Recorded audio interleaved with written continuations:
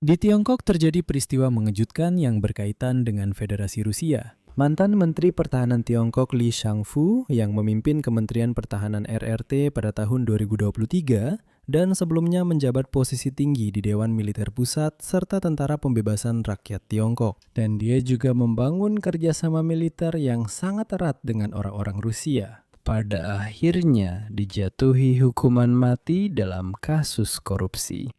Tapi inti dari cerita ini adalah bahwa justru menteri inilah yang membangun kerjasama militer dengan Rusia selama invasi besar-besaran Rusia yang beringas ke Ukraina. Dialah yang bertanggung jawab atas dukungan Tiongkok terhadap perang melawan Ukraina. Dan media Tiongkok sudah menulis bahwa setelah kejadian ini, banyak pejabat mulai menyadari adanya pola tertentu. Mereka yang pernah bekerja sama dengan orang Rusia menerima hukuman paling berat. Dan inilah beritanya. Seorang jenderal lain dari tentara Tiongkok yang sering pergi ke Rusia bertemu dengan Putin dan bernegosiasi tentang pengembangan kerjasama militer juga dijatuhi hukuman mati. Nama saya Alexei Pichi, mari kita bahas bersama.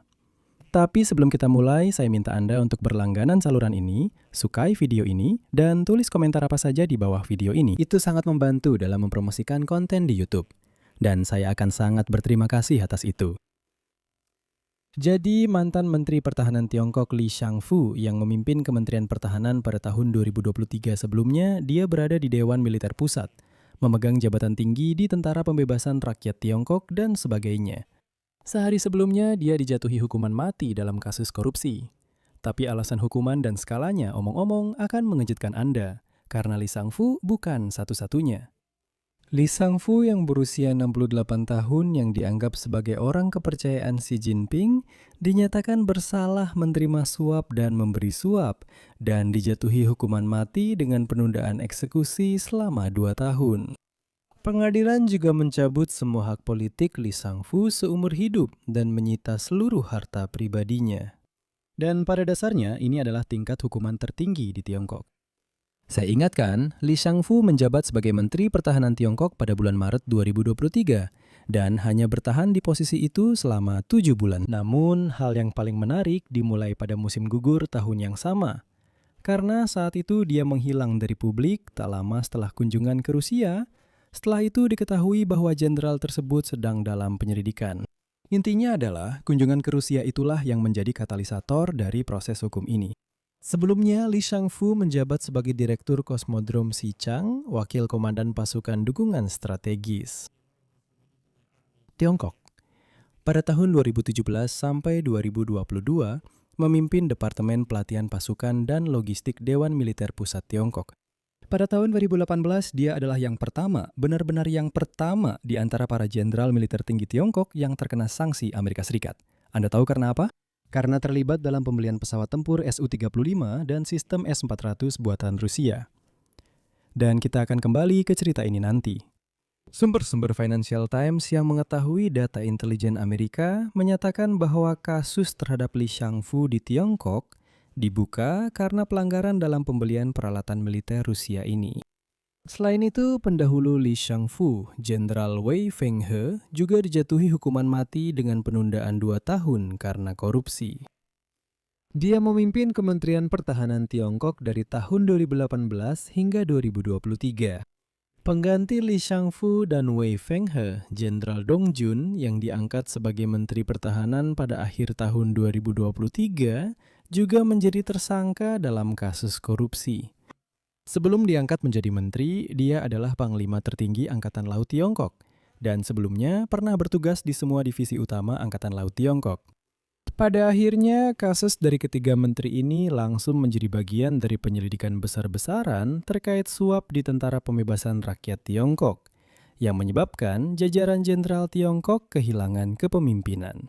Dalam proses pembersihan yang diprakarsai oleh Xi Jinping dari 6 anggota Dewan Militer Pusat Tiongkok yang merupakan badan militer tertinggi Partai Komunis Tiongkok, hanya 1 orang yang tetap menjabat. Dan dari setidaknya 30 jenderal dan laksamana yang memimpin berbagai cabang angkatan bersenjata, teater operasi militer dan sebagainya, kini hanya tersisa 7 orang saja. Sisanya telah diberhentikan atau menghilang, termasuk banyak dari mereka yang ditunjuk sebagai pengganti mereka. Pada musim panas 2024, Wei Fenghe dan Li Shangfu dikeluarkan dari Partai Komunis Tiongkok dan dicabut pangkat jenderalnya. Biasanya, hukuman mati dengan penundaan pelaksanaan seperti ini di Tiongkok diganti dengan hukuman penjara seumur hidup tanpa hak untuk mendapatkan gerasi. Dan di sini sangat penting untuk menceritakan sesuatu yang menarik dan membuat penasaran. Li Shangfu pada masanya menjadi simbol aliansi militer Rusia-Tiongkok bahkan sebelum dia memimpin Kementerian Pertahanan. Sebagai kepala Departemen Pengadaan, dia mengawasi kesepakatan-kesepakatan kunci yang memperkuat industri pertahanan Rusia. Pembelian pesawat tempur Su-35 dan sistem S-400. Karena hal itu, dia menjadi pejabat pertama di dunia yang dikenai sanksi oleh Amerika Serikat karena hubungannya dengan Moskow. Maksudnya, dia adalah pejabat Tiongkok pertama. Dan sekarang, justru dalam transaksi-transaksi itulah ditemukan korupsi. Pada tahun 2023, setelah menjadi menteri, dia secara demonstratif memilih Rusia sebagai tujuan kunjungan luar negeri pertamanya. Dalam pertemuan dengan Vladimir Putin, dia menekankan bahwa kerjasama militer antara kedua negara telah memasuki era baru. Dan kemitraan mereka lebih kuat dari aliansi militer klasik manapun. Nah, pada akhirnya, sekarang dia dijatuhi hukuman mati. Peran Wei Fenghe dan Li Shangfu telah memberikan tali penyelamat bagi kompleks industri militer Rusia setelah dimulainya perang skala penuh melawan Ukraina. Di bawah pengawasan mereka, Tiongkok menjadi pemasok utama komponen-komponen penting.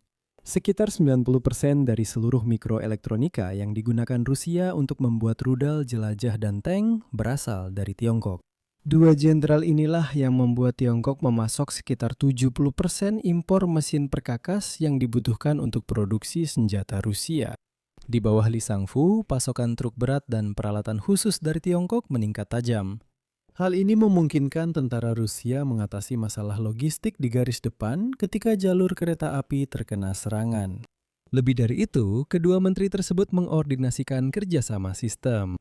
GLONASS dan Beidou milik Rusia dan Tiongkok yang membantu dalam penentuan posisi dan pengintaian yang akurat. Selain itu, tercatat adanya pengiriman citra satelit beresolusi tinggi yang bisa digunakan untuk melakukan serangan terhadap Ukraina. Oleh karena itu, bisa dikatakan bahwa Wei Fenghe telah meletakkan dasar kepercayaan antara Rusia dan Tiongkok, sementara Li Shangfu membangun sistem pasokan yang kompleks yang pada dasarnya mengubah Tiongkok menjadi basis industri bagi Rusia. Dan sekarang keduanya dijatuhi hukuman mati. Di sini saya akan mengakhiri dengan titik-titik. Pendapat dan kesimpulan Anda silahkan tulis di kolom komentar di bawah episode ini. Jangan lupa berlangganan saluran ini, tekan lonceng, dan beri suka. Jika Anda ingin mendukung pekerjaan saluran YouTube ini, saya akan sangat berterima kasih. Anda bisa melakukannya dengan memberikan donasi melalui tautan dan informasi yang ada di deskripsi video ini. Pilihlah cara yang paling nyaman untuk Anda. Saya akan berterima kasih atas dukungan Anda. Atau pindai kode QR yang ada di layar Anda. Ini adalah cara paling mudah untuk mendukung kerja kanal ini. Dan jangan lupa untuk berlangganan kanal Telegram saya PC News. Tautannya juga ada di deskripsi video ini. Itu saja. Jaga diri kalian, sampai jumpa semuanya.